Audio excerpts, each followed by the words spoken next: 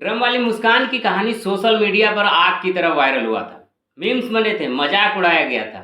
यहाँ तक कि कुछ पतियों ने पुलिस थाने में जाकर शिकायत दर्ज कराई थी। मेरे घर में ड्रम रखा हुआ है, सीमेंट की बोरी रखे हुए, जल्दी आकर चेक कर लीजिए। अब उसी मुस्कान के घर से करीब 25 किलोमीटर दूर एक जगह है, बहमूसा, मेरठ जिले में, उत्तर प्रदेश में ही है। वहीं शुरू होती है एक और नई कहानी। 13 अप्रैल को बहमूसा में एक वीडियो वायरल हुआ। वीडियो में एक शख्स चारपाई पर सो रहा है और उसके शरीर से कमर के पास एक सांप लिपटा दिखाई देता है। ये क्लिप 2-3 दिन तक सोशल मीडिया पर छाई रही। लोगों ने कहा सांप ने शख्स को 10 बार डसा, उसकी मौत हो गई। लेकिन 16 अप्रैल की शाम आते आते कहानी पूरी पलट गई। अब ये केस बन चुका था मुस्कान साहिल पार्ट 2 जैसा। बस फर्क कितना था, वहां नीला ड्रम था और यहाँ नीला जहर। नमस्कार दोस्तों, दिल से स्वागत है आपका एक और रोमांचक, रहस्यमयी और सच्ची क्राइम स्टोरी में। दोस्तों, इस वीडियो का उद्देश्य किसी की भावनाओं को ठेस पहुंचाना या किसी को परेशान करना नहीं, बल्कि आपको सच्चाई से रूबरू कराना। तो चलिए बिना देरी किए बढ़ते हैं हम लोग कहानी की ओर। कहानी में जिस शख्स की मौत हुई है उसका नाम था अमित। वो भी मेरठ से 35 किलोमीटर दूर का रहने वाला था। पेशे से टाइल्स लगाने का काम करता था। 8 साल पहले उसकी शादी रविता नाम की महिला से हुई थी। दोनों के 3 बच्चे थे, एक बेटा और 2 बेटियां। जिंदगी ठीक ठाक चल रही थी, लेकिन सब कुछ बदल गया 12 अप्रैल की रात को। 12 अप्रैल की रात वो सोया और 13 अप्रैल की सुबह वो मृत अवस्था में पाया गया। बगल में सांप बैठा हुआ था। खबर थी कि सांप ने डस लिया और उसकी मौत हो गई। पुलिस ने इसे अननेचुरल डेथ मानते हुए सबको पोस्टमार्टम के लिए भेजा। सांप के साथ लाश की तस्वीरें भी सामने आई। देखने में कोई शक की गुंजाइश नहीं लग रही थी। लेकिन कहानी में असली ट्विस्ट आया 16 अप्रैल के शाम करीब 4 बजे, जब पोस्टमार्टम रिपोर्ट मेरठ पुलिस को मिली। रिपोर्ट में साफ साफ लिखा था सांप ने काटा जरूर, लेकिन मौत सांप के जहर से नहीं हुआ, गला घोटने से हुई। अब सवाल था कि अगर सांप कातिल नहीं तो गला घोटने वाला कौन? और सबसे अहम बात, जब कोई जहरीला सांप इंसान को काटता है तो शरीर पर असर दिखता है। होठ नीले, नाखून नीले और अंग नीले हो जाते हैं। लेकिन अमित के शरीर पर कुछ ऐसा नहीं पाया गया था। मतलब साफ था कि जहर शरीर में फैला ही नहीं था। अब पुलिस ने जांच तेजी से शुरू की। डॉक्टर ने बताया कि सांप ने जरूर काटा, लेकिन तब तक अमित पहले ही मर चुका था। यहाँ पर आता है मेडिकल साइंस का फर्क। एंटीमार्टम यानी मौत से पहले का जख्म, और पोस्टमार्टम यानी कि मौत के बाद का निशान। जब इंसान जिंदा होता है तब खून रगों में दौड़ता है, इसलिए जहर असर करता है। लेकिन मरने के बाद शरीर का खून जम जाता है, दौड़ता नहीं। तो अगर सांप ने किसी मुर्दे को काटा तो उसका जहर असर नहीं करेगा। यही हुआ था अमित के साथ। कातिल ने सोचा था कि सांप के जहर से नेचुरल डेथ दिखेगी, लेकिन गलती कर गया। सांप ने काटा तब जब अमित की सांसें पहले ही थम चुकी थी। कातिल की एक बहुत बड़ी गलती थी। उन्हें लगता था कि अगर पहले सांप से डसवाएंगे और फिर गला घोट देंगे तो मौत का कारण सिर्फ सांप का जहर ही माना जाएगा। लेकिन वो ये नहीं जानते थे कि सच्चाई कभी छुपता नहीं। अब सारे सवालों के जवाब मिल गए थे। ना तो मौत का कारण सांप था और ना ही कोई हादसा। अब सवाल यह था कि असली कातिल कौन है। जब पुलिस ने तफ्तीश शुरू की तो पूछताछ के दौरान एक कहानी सामने आई। जिस महिला का नाम था रविता, उसकी शादी 8 साल पहले अमित से हुई थी। दोनों के 3 बच्चे थे, एक बेटा और 2 बेटी। शादी के करीब 7 साल तक सब कुछ ठीक ठाक चल रहा था। अमित पेशे से टाइल्स लगाने का काम करता था। लेकिन फिर आया साल 2024 और यहीं से इस खुशहाल परिवार की कहानी में एक काली परछाई आ गई। अमरदीप नाम का एक युवक जो खुद भी टाइल्स लगाने का काम करता था, अमित के संपर्क में आया। दोनों ने कई ठिकानों पर एक साथ काम किया, दोस्ती हो गई। काम के सिलसिले में अमरदीप का अमित के घर आना जाना शुरू हो गया। धीरे धीरे अमरदीप की नज़र अमित की पत्नी रविता पर पड़ी और उसे रविता पसंद आने लगी। अब यहाँ से कहानी दिलचस्प हो जाती है। रविता जो गांव में रहते हुए सोशल मीडिया पर एक्टिव थी, इंस्टाग्राम पर उसका प्रोफाइल था, करीब 41 फॉलोअर्स भी थे। वो वीडियो भी डालती थी। गांव में सोशल मीडिया की हवा पहुंच चुकी थी और इसी माहौल में रविता और अमरदीप के बीच चुपचाप मोहब्बत पनपने लगी थी। छोटे बच्चे थे, लगभग 5-6 4 साल के उम्र की थी। जब अमित घर पर नहीं होता तब अमरदीप उसके घर आने लगा। लेकिन गांव की बात कहाँ छुपती। पड़ोसियों और अमित के भाइयों ने नोटिस किया कि अमरदीप अक्सर आता है और वो तभी आता है जब अमित घर पर नहीं होता।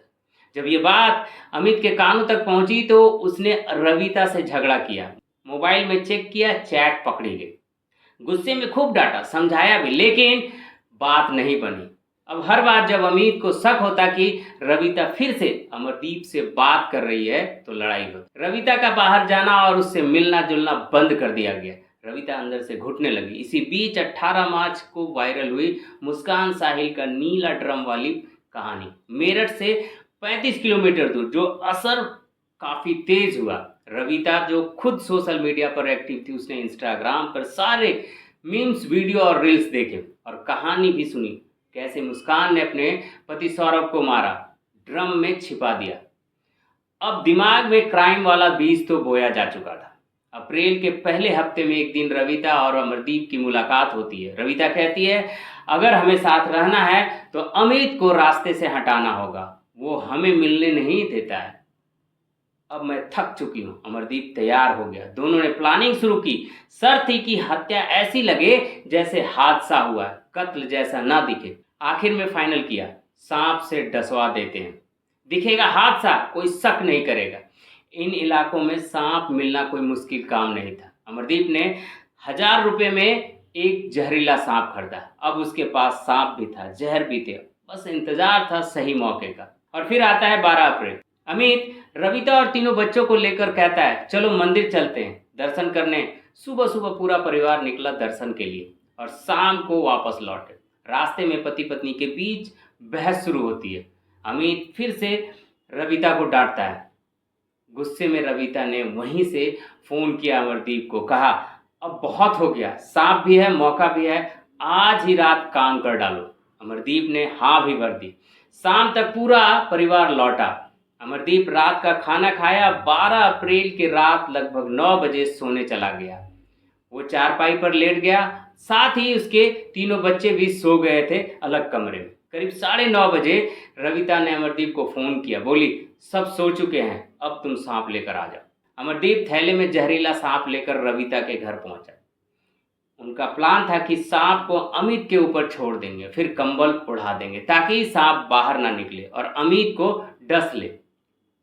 लेकिन जैसे ही सांप को देखने की बारी आई, रविता डर गई। उसे लगा कि कहीं सांप इधर उधर भागा और बच्चों या खुद को डसा तो बड़ा रिस्क हो जाएगा। उसने कहा, क्या पता सांप अमित को काटे ही ना और प्लान फेल हो जाए। तभी रविता ने आइडिया दिया, पहले अमित को गला घोट कर मार देते हैं, फिर उसके बाद सांप को लाश के नीचे छोड़ देंगे, कंबल उड़ा देंगे, बाहर नहीं निकलेगा, डसेगा भी तो लगेगा कि मौत सांप से हुई है। अमरदीप को भी ये प्लान सही लगा। इसके बाद उसी रात रविता अपने पति अमित के दोनों हाथ पकड़ती है। अमरदीप उसका गला दबाता है। कुछ ही देर में अमित की मौत हो जाती है। जब पूरा यकीन हो गया कि अमित मर चुका है तो उन्होंने अपना अगला कदम उठाया। अब सोचिए, 12 अप्रैल की वो रात, अप्रैल का महीना, तपती गर्मी, न उत्तर भारत में गाँव में AC न कूलर। उस मौसम में कंबल कौन ओढ़ता है और कौन ओढ़कर सोता है। लेकिन यहाँ कंबल जरूरी था क्योंकि चादर हल्की होती है, उससे सांप भाग सकता था। फिर उन्होंने थैले का मुंह थोड़ा खोला और सांप को अमित के कमर के नीचे डर रखा और ऊपर से कंबल को चारों ओर से पैक कर दिया ताकि सांप बाहर ना निकले। काम पूरा होते ही अमरदीप घर लौट गया। अगली सुबह रविता ने ड्रामा शुरू किया। वो अमित को जगाने का नाटक करती है, आवाज़ देती है। जब अमित नहीं उठा तो रविता तेज आवाज़ से चिल्लाती है। अमित का भाई दौड़ता हुआ आता है। जैसे ही कंबल हटाता है, सब पीछे हट जाते क्योंकि सामने एक जहरीला सांप बैठा था और अमित मृत अवस्था में पड़ा हुआ था। लोग डर जाते हैं। वहीं किसी ने वीडियो बना लिया जो वायरल भी हुआ। वो वीडियो उसी समय का है। घर में कोहराम मच गया। पुलिस को खबर दी गई। अमित का शव पोस्टमार्टम के लिए भेज दिया है। गांव में हर किसी का यही मानना था कि अमित की मौत सांप के डसने से हुई। लोगों ने शरीर पर डसने के निशान भी गिन चुके थे। कहीं 2 बार, कहीं 4 बार, कहीं 10 बार डसा। रविता अंदर से खुश थी, उसे लग रहा था कि प्लान कामयाब हो चुका है। लेकिन खुशी सिर्फ 3 दिन की थी, क्योंकि 13 अप्रैल को पोस्टमार्टम हुआ और 16 अप्रैल को रिपोर्ट आया। पोस्टमार्टम रिपोर्ट में साफ साफ लिखा था कि मौत का कारण सांप का जहर नहीं, गला घोटने से हुआ। अब पुलिस ने कहानी के उल्टे तार जोड़ने शुरू कर दिए, क्योंकि एक इंसान के मरने के बाद अगर उसे कोई सांप डसे तो शरीर में जहर असर नहीं करता है, क्योंकि शरीर का खून जम चुका होता है, वह रगों में नहीं दौड़ता है। रविता और अमरदीप को ये बात मालूम नहीं था। उन्हें नहीं पता था कि पोस्टमार्टम में काउज ऑफ डेथ का पता चल जाता है और एंटीमार्टम में मौत के पहले की चोट और पोस्टमार्टम में मौत के बाद का निशान भी फर्क होता है। इसी अज्ञात की वजह से दोनों फंस गए और इस तरह से एक और पत्नी ने अपनी प्रेमी के साथ मिलकर पति का कत्ल कर दिया। अब वही पत्नी और प्रेमी दोनों जेल के सलाखों के पीछे। ये कहानी उन सबको समझनी चाहिए जो ऐसी गलती करने के लिए सोचते हैं। तो चाहे जो कर ले, कत्ल करके बच नहीं सकता। सच बाहर आता ही है और जुर्म कभी परमानेंट नहीं छुपता। काश रविता और अमरदीप सोचते, रुकते, समझते, लेकिन इश्क अंधा होता है और जब अक्ल पर पर्दा पड़ता है और दिल में धोखा हो तो जुर्म होना तय है। तो दोस्तों, ये थी आज की डार्क रियलिटी। अगली बार फिर मिलेंगे एक और नई और सच्ची क्राइम स्टोरी के साथ, जहां सच सामने आएगा और राज बेनकाब होंगे। तब तक सतर्क रहें, सुरक्षित रहें और अपने परिवार का ख्याल रखें।